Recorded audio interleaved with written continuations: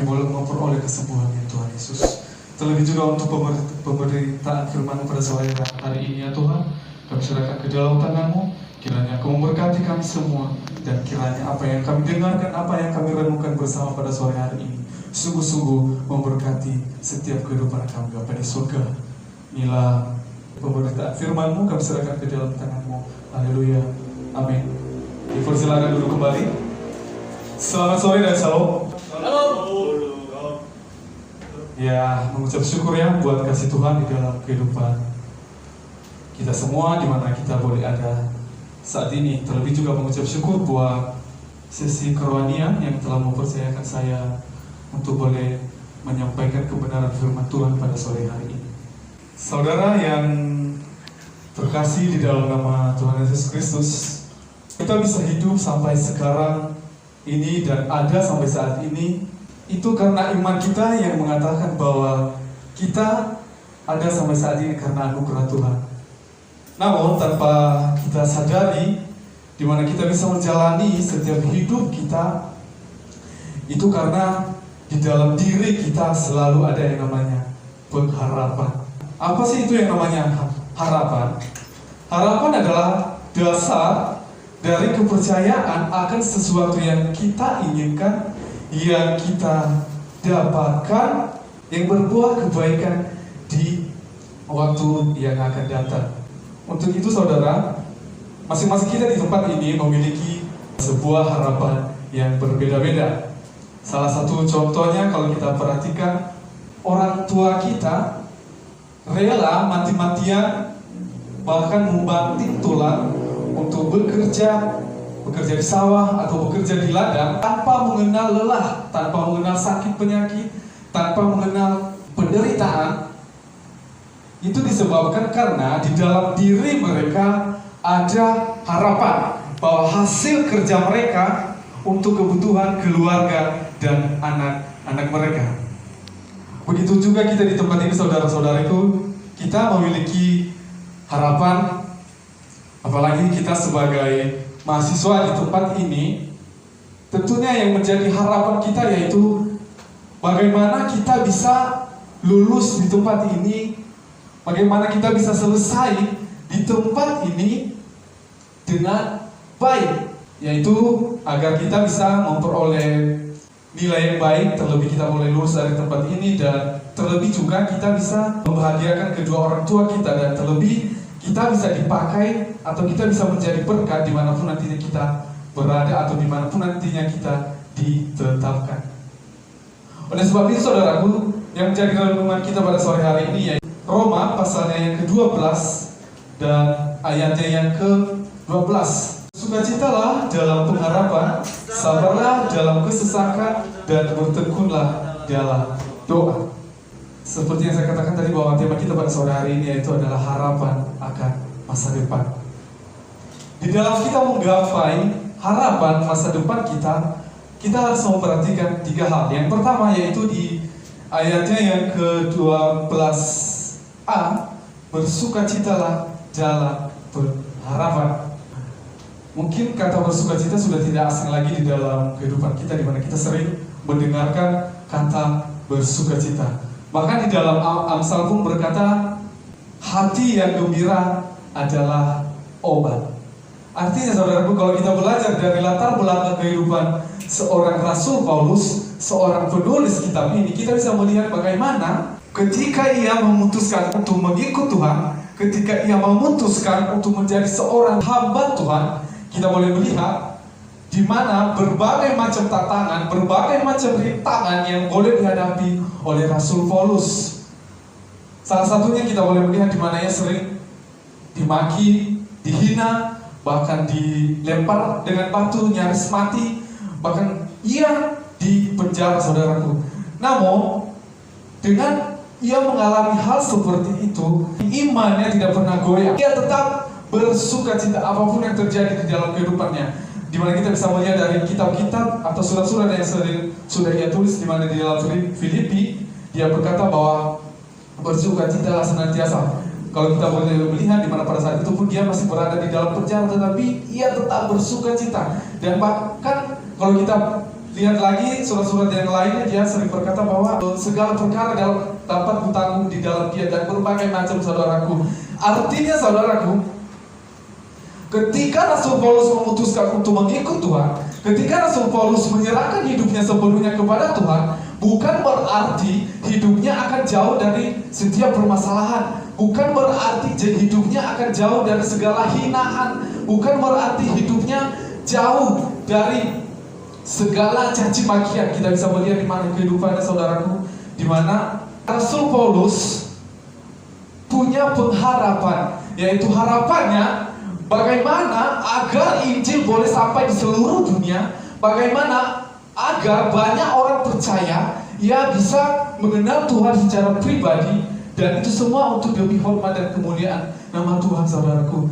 Dan kita bisa melihat tujuan akhir dari Rasul Paulus yaitu untuk memuliakan nama Tuhan.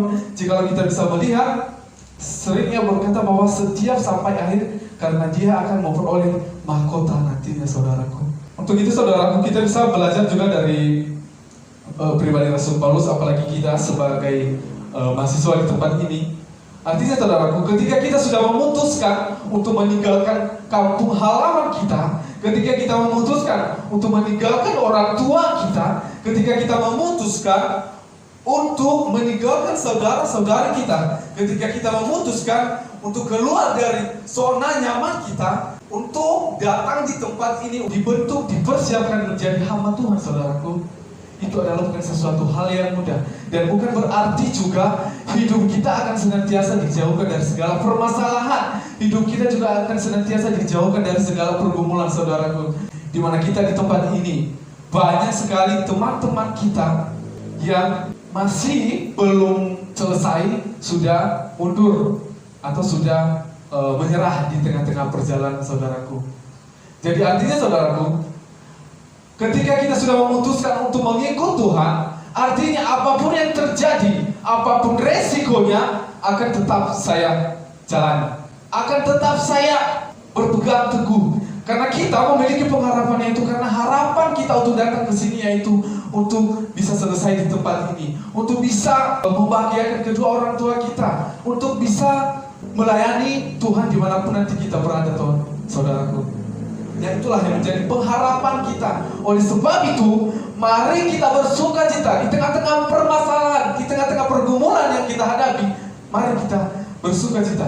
Mari kita menggapai apa yang menjadi harapan kita. Mari kita perjuangkan. Oleh sebab itu, mari kita terus berusaha dengan bekerja keras. Kita senantiasa berpegang di dalam janji Tuhan. Teman saya pernah bertanya kepada saya, mereka berkata bahwa, oh Sinus, lu ya sekarang enak. Karena kenapa? Kamu sekarang udah berada di luar kampung gitu, berada di luar Pronias, di mana kamu sekarang berada di Jakarta, berada di kota yang metropolitan yang serba canggih gitu loh, di mana kamu sudah bisa kuliah dan segala macam. Terus saya berkata bahwa sebenarnya berada di sini atau berada di kota Jakarta itu nggak enak sebenarnya.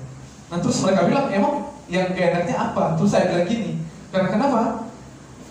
Keberadaan kita di sini itu bukan berarti kita hidup enak. Justru ketika kita jauh dari orang tua, ketika kita jauh dari kampung halaman kita, itu artinya kita harus siap-siap memiliki mental baja gitu loh. Karena kenapa? Segala tantangan, segala rintangan, segala permasalahan akan kita hadapi dan akan kita selesaikan oleh kita sendiri gitu loh. Dan itu yang pernah saya katakan kepada mereka. Andai kata kalian berada di posisi saya, pasti akan kalian merasakan apa sih sebenarnya yang kami rasakan di tempat ini. Oleh karena itu, saudaraku, ketika kita sudah tahu apa yang menjadi tujuan kita datang di tempat ini, apa yang menjadi harapan kita datang di tempat ini, mari kita perjuangkan itu.